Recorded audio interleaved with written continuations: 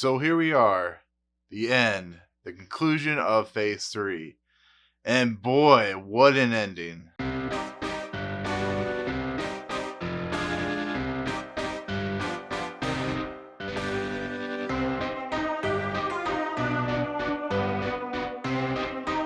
What's up, guys? Welcome to Movie Emporium's movie review of the 23rd and final film in the Infinity Saga, Spider-Man Far From Home. This once again is directed by Jon Watts. It brings, of course, Tom Holland back as Peter Parker and Spider-Man. It also has Zendaya, Jacob Batalon, Marisa Tomei, Jon Faverau, Samuel L. Jackson, Cobie Smulders, and pretty much the rest of the cast from the original Homecoming movie. And I just want to warn you, this is going to have kind of spoilers from Avengers Endgame. So if you don't like that, I apologize. It's more of a context thing. So Spider-Man Far From Home is an interesting movie because once again, it's a collaboration between Sony and Marvel Cinema, the Marvel Pictures, and it's an interesting take because it's dealing with the after effects of Avengers Endgame. Tony Stark has died. Tony Stark was a father figure to Peter Parker. So how does Peter Parker deal with that?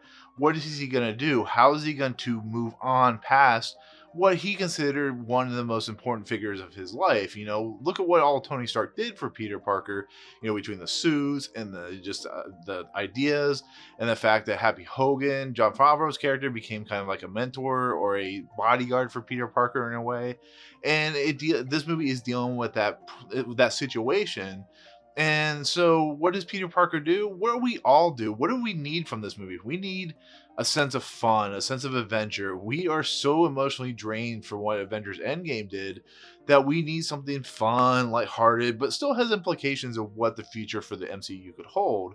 And that's exactly what we're getting here. This is a movie that is almost a narrative to how we feel, to how we, understand the MCU, to how we view of what happened with Tony Stark and when he died. Peter Parker's kind of like a surrogate for us because he is emotionally heartbroken for everything that happened. And what does he do? He goes on vacation. So we go with him, and that's our story. And in the process, we meet this mysterious character called Quentin Beck, or as you know, as Mysterio. And he's fighting all these elemental characters, fire, wind, water, all that good stuff. And they need the help of Peter Parker, thanks to Samuel L. Jackson's character Nick Fury and Cobie Smulders' Maria Hill.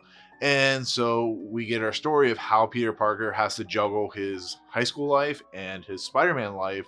And in the process, he has feelings for the Zendaya MJ character. And like I said, it's in the trailer, so I'm not spoiling anything. And that whole dynamic and so on and so forth. So the question is this movie improve upon the problems that Homecoming had, which is, the action and some of the set pieces? It didn't really click for a lot of people. I enjoyed it. I think it's one of the best in the MCU. And good Lord, this movie is fantastic. It's amazing. It has levels of depthness to it, the visual flair to it. Jon Watts has become a much better director after what he has experienced with Homecoming, and he has improved upon what Peter Parker and Spider-Man has to deal with, which is not only adolescence, but who he is and who he needs to be. And it's fantastic. Everything about this is bigger, it's better, it's much more coherent, it's much more fun, and it's just an all-around fun story. This is kind of like if you took National Lampoon's storyline with European Vacation, and kind of threw it into the MCU. Peter Parker just wants to have fun, but he's getting thrust into this issue, and it's just this thing that he has to deal with, and it's such a fun story. And then you bring in Nick Fury and Maria Hill, and they're really fun in the story. And then you're bringing in Jake Gyllenhaal, who has been so underdeveloped as an actor.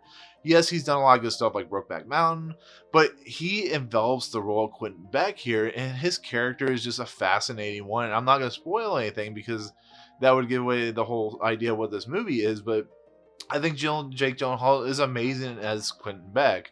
And everybody else, the smaller characters, Angourie Rice and Tony Ravioli, they're fantastic as characters you've seen, and it's just stuff like that. But Jake Batalon, Zendaya, and Tom Holland are just amazing in this movie, and they just have so much fun.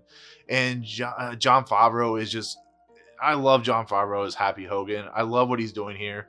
I love his spirit, his character, and it's just so much. There's so much nice things about it. But like the beauty of like going over to Europe, going to Prague, going to Italy, it's just such a beautiful story of Peter Parker just trying to find himself. And like I said, the action is amazing, the set pieces are amazing, and there's some really cool twists and turns that happen.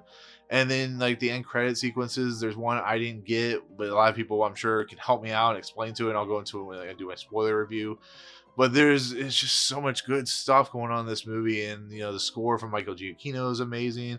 The cinematography looks good, and like I said, Jon Watts, who's directing this movie once again, has finally kind of found his footing on how he directs a movie. When he did something like Cop Car, you really could see that he has a lot of talent, but the problem is when they go into bigger films, it becomes a thing of just it just becomes a problem. Like, how do they handle the franchise, or how do they handle going into a bigger style film? And Homecoming was a stepping stone for what Jon Watts can do. And I think Far From Home is a much more improved, much more interesting story, and just a much more idyllic thing that just makes Spider-Man Spider-Man. Now, is it the best Spider-Man? No, because Into the Spider-Verse came out. But this is on the same level as Spider-Man 2. It almost feels a little bit like Spider-Man 2 in a way. But this is an amazing movie. It's one of the best the MCU has put out, and shows once again why Tom Holland is perfect as Spider-Man, why Jon Watts is perfect as the director, and why Kevin Feige just knows how to handle the MCU. So now, like I said, this is the last movie in the Infinity Saga, and it does actually kind of fit, and the things that they're going for in the future. Well, it's gonna be interesting to see how it plays out, but yeah, it's this is a movie everybody should go see. It's fantastic. You're gonna laugh, you're gonna cry, maybe you're gonna have fun with it, and you're really gonna feel Peter Parker's story. So, but that's it. That's my take on Spider-Man: Far From Home. Thank you so much for watching. Tell me in the comments below what you think when you do see this movie. I know it doesn't come out for another week from this review, but also hit the subscribe button, hit the notification button at the top to tell me we'll find out what I'm doing later. And that'll do it. Thank you so much for watching. We'll see you on the next video. Peace out. What's up, guys? Thank you so much for checking out Movie Emporium. I really appreciate it. If you want to, go ahead and hit the subscribe button. Hit the notification button and the bell at the top. Find out what's coming next for Movie Emporium. Also, check out these two videos. They're amazing. I think they're awesome. I think you'll enjoy them too. But otherwise, thank you so much for watching, guys. We'll see you next time.